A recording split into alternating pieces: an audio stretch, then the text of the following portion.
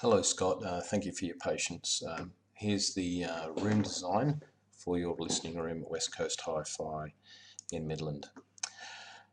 As you know, I sent you an email saying hang on to the diffusion pattern in the ceiling. I did some work on this and have found a way to work very nicely with it and to enhance the sound stage and the performance of a dedicated stereo system.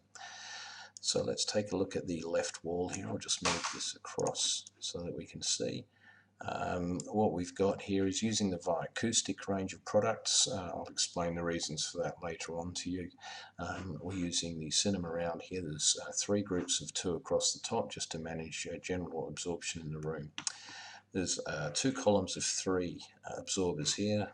There's 2 blocks of diffusion, another single column of 3. These are 6 blocks, 2 rows of 3 of diffusion, another column of 3, and then 2 columns of 3 there. The idea behind this is we're actually not treating all of the mirror points, and that gives us a beautiful enhanced stereo sound field, which should sound very nice indeed.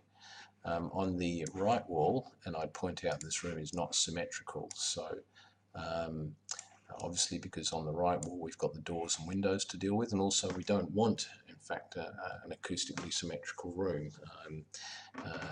It enhances again the sound of the system. So we've used the cinema rounds here, the same across the top initially, 2 columns here, 2 panels of diffusion on the door, another single column. This is a group of 4 as opposed to 6 that was on the left hand side. Another group of 3 in a vertical row, 2 diffusers, and then finally a column of 2. There'll be more spacing at the ends left and right. So that deals with the acoustic treatment on the walls. I want to address a couple of other things in the room very quickly. First of all, the front and back walls, these are a bit of a challenge. I know that you want to have the graphics up there, and I've treated that with respect. The problem we've got is that a hard surface behind the speakers creates speaker boundary interference response and generates flutter echoes, which then in turn create comb filtering on the sound as it travels to the seat, and that very rapidly destroys good quality sound. So we need to come up with a clever way of putting some diffusion on the back wall. I've put a representative panel here so you can see that something's happening, but don't just rush and put a panel there. This is just to say that we need to put some absorption on the back wall in the area behind the speakers. How we do that is up to you. What I'd suggest is we could do the graphics that you spoke about, and then perhaps we could have a really nice panel, either 2 vertical panels or a longer horizontal panel or whatever, and have printed graphics on that, either West Coast Hi-Fi Midland or some of your promotional graphics on this acoustic panel, and I can certainly help with that. And we do perhaps a slightly different design so the room's not too boring on the other side.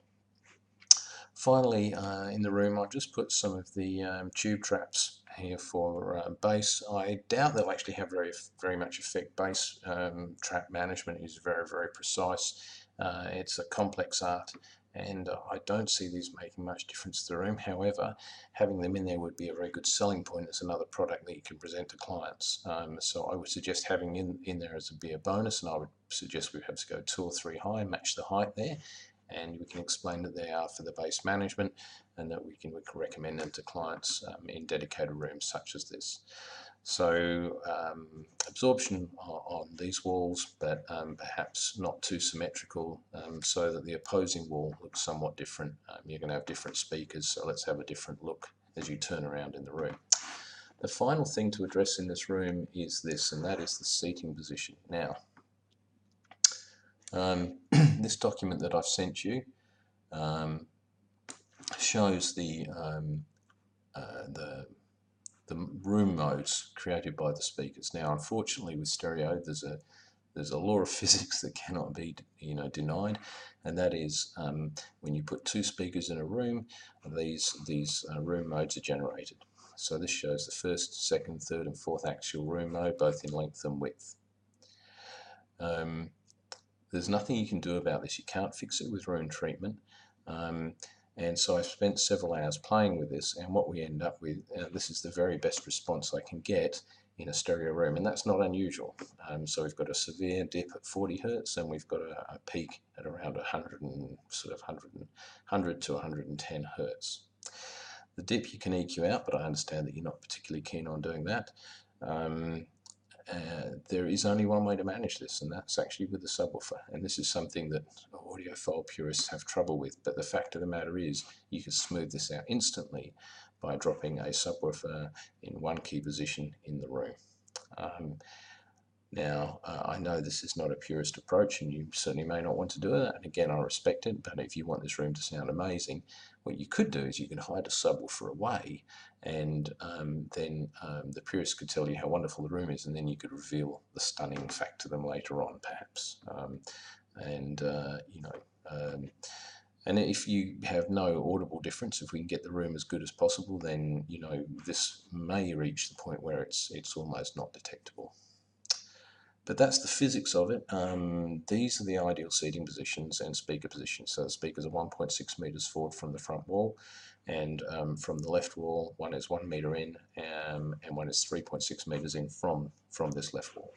And the seat is 5 meters back, so you'd have one seat on one side and one on the other, and it's about 2.2 meters from the left wall. So we'll have to try and play with that seating. As soon as we move the seats of the speakers, this curve becomes horrendous. This is the sweetest spot that I can find in this room. Again, there is only one way to manage this. It doesn't matter how much we sort of want to wish or hope. The fact of the matter is the only solution is the placement of a subwoofer. That's just a fact with stereo, and it's a fact that, as I said, a lot of audiophiles don't like. But the other document that I showed you sort of demonstrates that, and if you have a read of that article, it explains the physics quite nicely. So there we go, mate. That's the acoustic plan for your room. Quite a simple plan to put together. Obviously, the colouring can be as you desire, and these can be replaced with various brands or products, but the principle would remain the same. I did have a look at the website. Most of the other manufacturers deal only with commercial space, so they're looking at footfall and voice, and certainly not usable for a listening room such as this.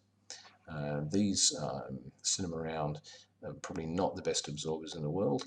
What we can do is we can put them in, we can measure the room, and if we're really not happy with them, then I'm not sure what your arrangement is with Acoustic on this, but there are certainly perhaps better materials, and as I talked about, the fiberglass absorbers are probably the best on the market. And again, we can have a chat about that on Monday night. But this is the design. This will work exceptionally well, and mate, this is how your room could look. So we can even have a bit of a quick sneak through the window here at the room and see how it's looking there. Okay. Thanks very much, mate, and I look forward to talking with you further on this.